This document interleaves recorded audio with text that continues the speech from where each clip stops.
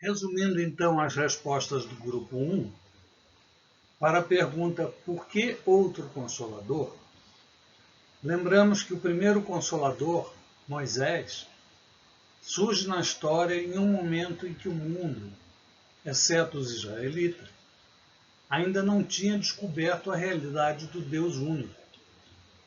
E assim surge como o primeiro Consolador. 1800 anos depois, para ajustar as leis à nova realidade, vem Jesus e nos atualiza com a lei do amor, se identificando como o segundo Consolador e já nos promete que haverá um terceiro Consolador. A pergunta 2, o que é o Consolador prometido por Jesus? Ora, 1850 anos depois, a espiritualidade, através do Espírito Verdade, nos entrega o Espiritismo, que é o terceiro Consolador anunciado por Jesus, e que vem esclarecer as questões mais importantes sobre a vida e o conhecimento das coisas, fazendo com que o homem saiba de onde vem, para onde vai e por que está na Terra. Na pergunta 3, o que significa Espírito de Verdade? Durante a elaboração do Livro dos Espíritos, o primeiro de Allan Kardec sobre o Espiritismo, um ser invisível disse-lhe ser um espírito chamado Verdade, e que ele, ainda Rivail Hippolyte, tinha uma missão a desenvolver, que seria a codificação de uma nova doutrina.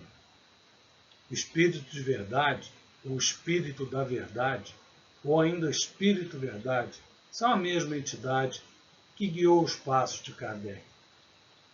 Quem tiver interesse em aprofundar o conhecimento sobre o Espírito de Verdade, pode consultar as instruções dos Espíritos no final do capítulo 6 do Evangelho segundo o Espiritismo. E na pergunta 4, disse Jesus: não vos deixareis órfãos, voltarei para vós, ainda um pouco e o mundo não mais me verá. Mas vós me vereis, porque eu vivo. E vós vivereis. Nesse dia conhecereis que eu estou em meu Pai, e vós em mim, e eu em vós. E aquele que me ama será amado de meu Pai, e eu o amarei, e me manifestarei a ele. O que Jesus quer dizer com este texto foi a pergunta que fizemos. No texto fica bem claro que ele prevê e anuncia a sua morte física breve, porém garante que não abandonará os seus discípulos, porque quem o ama, o Pai o amará. Passamos então ao grupo 2. Disse-lhe Judas, não o Iscariotes: Senhor, por que razão te manifestará a nós e não ao mundo? Respondeu-lhe Jesus: se alguém me ama, guardará a minha palavra. Meu Pai o amará.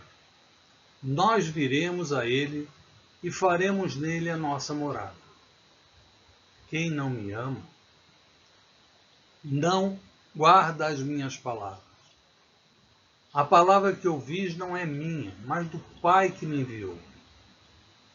Tenho-vos dito essas coisas enquanto estou ainda convosco. Mas o Consolador, o Espírito Santo que o Pai enviará em meu nome, vos ensinará todas as coisas e vos recordará tudo quanto vos tenho dito. Esse texto está em João 14, versículos 15 e 26. Fizemos então a pergunta 5, quem é Judas Iscariotes? E Judas não Iscariotes. Na pergunta 6, por que Jesus falava por meio de parábolas?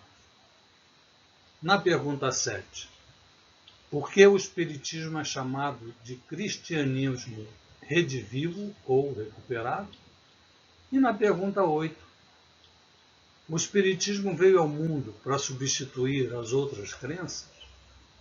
Vamos ver o que o grupo 2 respondeu.